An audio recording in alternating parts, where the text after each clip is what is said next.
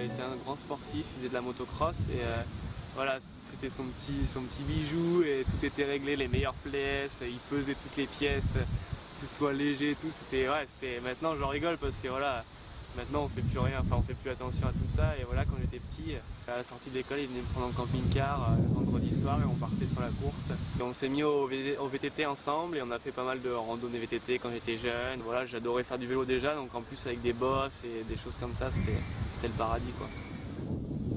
Et j'enchaînais plutôt pas mal la compétition avec mes parents qui étaient vraiment à fond derrière moi et voilà, donc on était vraiment en mode compétition avec les autres petits et les choses comme ça. Donc j'ai pas commencé pour, c'était quand même pour m'amuser parce que j'avais vraiment beaucoup de plaisir et des choses comme ça.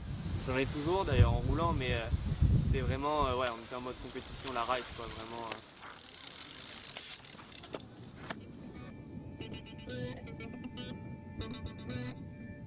Joris, c'est un des meilleurs pilotes du monde actuellement, voilà, qui s'entraîne chez nous, on est très fiers. Et que moi j'entraîne personnellement depuis 8 ans maintenant. Ça a bien marché direct en fait, j'étais dans les 5-6 meilleurs français de ma catégorie à chaque fois. C'est vrai que si t'as pas de résultat, se déplacer, des choses comme ça, c'est pas forcément facile. Et quand t'es dans le truc, tu penses qu'à ça, t'es vraiment à fond, et c'est comme si t'étais un pro en fait. Tu t'entraînes et tu vis le truc comme un professionnel. Et j'ai entendu parler de lui naturellement parce que j'avais toujours des contacts avec mon club d'origine. Je savais qu'il roulait bien, qu'il était fort, et quand je suis rentré, il était là, j'ai pris l'entraînement du club. Donc Joris par la même occasion. Voilà. C'est un vrai duo, c'est comme mon grand frère et voilà, on s'entend vraiment bien, même en dehors du BMX, donc c'est vraiment une belle relation. Non, en partant de la double, vous faites cabré enroulé sur triple. D'accord. D'ailleurs, ça fera pas de mal à tout le monde ça. On accélère, on le fait pas à bloc, d'accord. On prend juste la vitesse qu'on a besoin pour faire un beau cabré, belle enroulée derrière. Ça marche?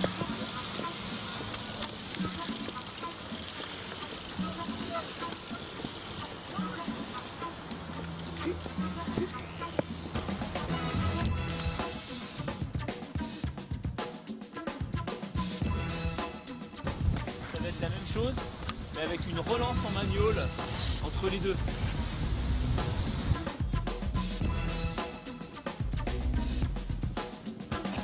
Les deux blocs sont à 50% quoi, et l'autre il faut qu'il trouve une solution pour passer.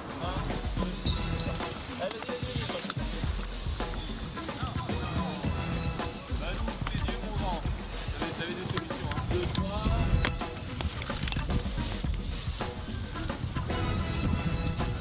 C'était bien vu, il y avait l'ouverture, il y a deux gros profils qui se distinguent. Il y a le pilote costaud, fort, puissant, qui dégage de la puissance en tout cas, c'est le profil Stromberg, le champion olympique en titre. Et puis il y a le pilote plutôt technique, fluide, ça c'est plutôt le profil Joris.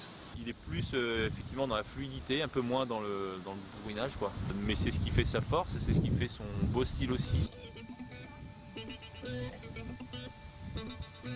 En fait, on a tout fait pour que les bosses, la piste, la forme de la piste soient adaptées à l'entraînement, pas du tout à la compète pour le coup. Voilà, on ne pourrait pas du tout faire de compète parce que pas assez large, parce qu'il y a des sections, ça se rejoint par des virages. En fait, cette piste elle a la particularité d'avoir la butte UCI, donc c'est la butte à 8 mètres de haut avec une grosse pente et avec un gros premier saut. Donc voilà, c'est ça la particularité d'une piste UCI. Oui ou pas là les gens? J'arrive. Viens pas toi?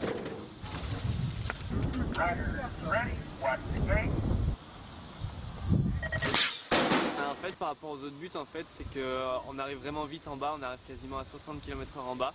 par rapport à une petite butte où on est à peine à 30 km/h, donc c'est important de savoir de s'entraîner dessus pour vraiment avoir l'habitude d'avoir ces sensations de vitesse.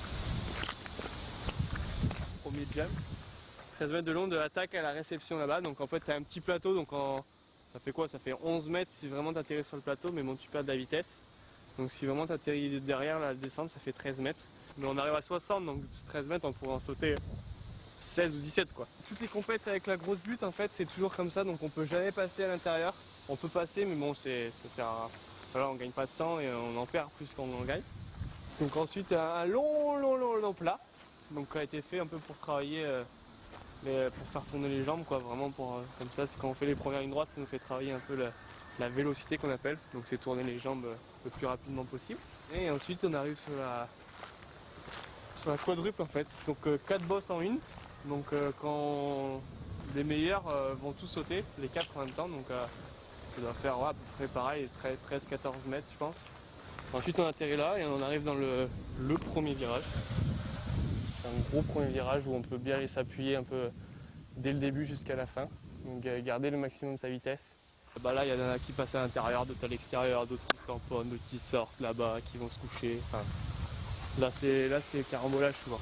Et après là on pédale quasiment pas parce que comme j'ai dit c'était vraiment des bosses, des enchaînements de bosses quoi.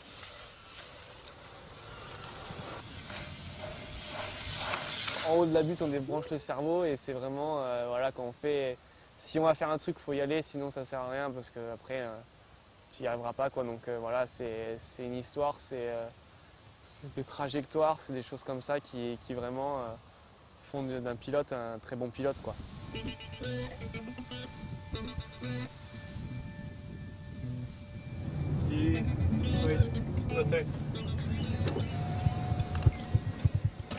Bonjour, on est DN de Stade Bordelais. Vous avez une carte? Non, on n'a pas le badge parce qu'en fait on a un autre camion qui arrive, c'est lui qui doit avoir le badge. D'accord, c'est bon, allez-y. Merci. Straight. Yeah. The magic of the world.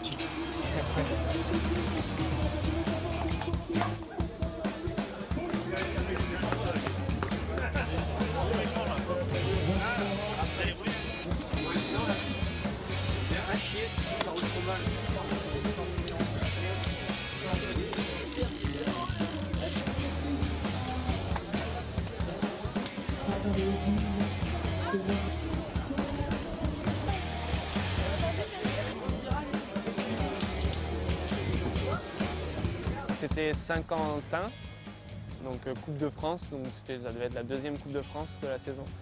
Donc voilà, donc après avec un temps un peu pourri, de la grêle, de la pluie, les virages qui glissaient, donc c'était pas top. Et après voilà, on n'avait pas forcément, on revenait d'une Coupe du Monde, on n'avait pas vraiment la motivation de faire des courses sous la pluie ou des choses comme ça.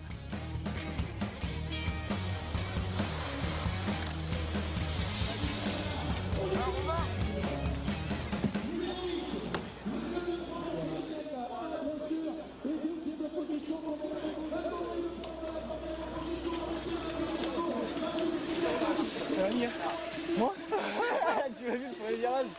Je l'en marchais plus pour essayer de passer mon gars. Oh, laisse tomber n'importe quoi.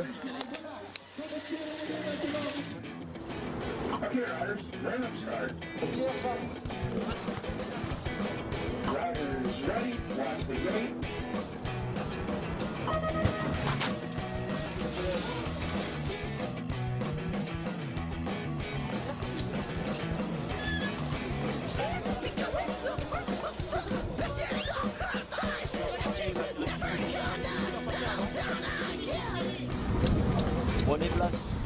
Le 331. Le 292. 85. Et 169.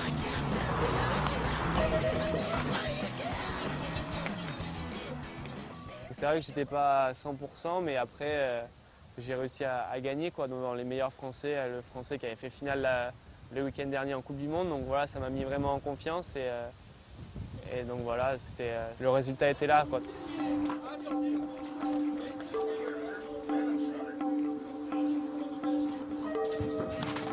C'est parti maintenant avec le champion du monde, Joris Daudet là. C'est l'une des premières courses après l'Indoor de Saint-Etienne, bien sûr, qu'il effectue en France. Et il file déjà après le alors que la seconde place est convoquée par de Marie-Adrienne et avant chez Camille également. On l'entend du BMX37 toujours, le champion du monde en première position, alors toujours en seconde position également, portant le numéro 969 pour chez Camille, portant le BMX37, la ligne droite d'arrivée avec de Marie-Adrienne de l'Union BMX Focus en troisième position et quatrième place, si j'ai bien vu, pour notre ami. Allez, dépêchez-vous là, allez-y tous les trois. On va pas.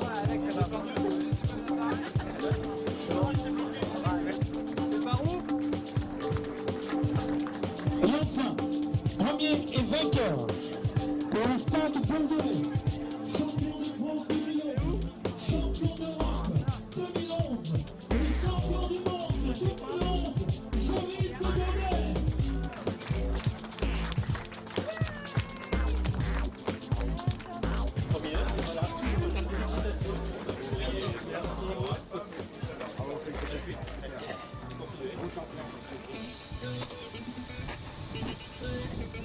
Tout s'est bien passé pour moi les premiers tours, donc j'ai gagné mes 3 manches.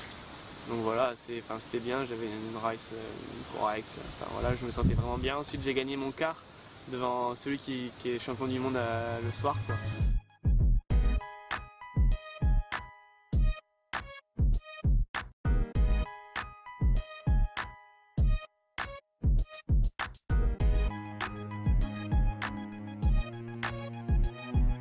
J'étais à l'extérieur en fait, en finale, parce que le meilleur résultat va à l'intérieur, enfin est choisi en fait, et l'intérieur c'est la meilleure position.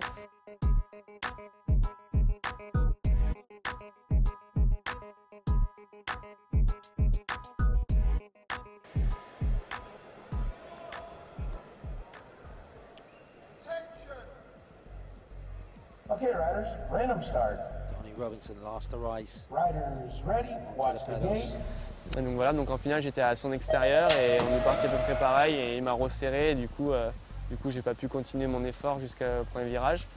Et ensuite j'ai pris l'intérieur au premier virage et je suis ressorti deuxième.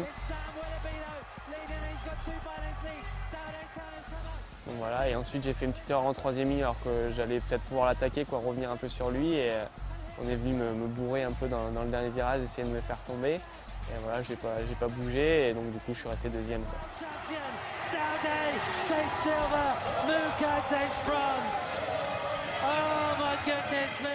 J'ai perdu mon titre mais je suis resté sur le podium, donc c'était une belle course, je me suis vraiment amusé et j'ai retrouvé les sensations que j'avais un peu perdues les dernières courses précédentes, donc voilà. Give up that rainbow jersey he won last year for France, Joris Daudet.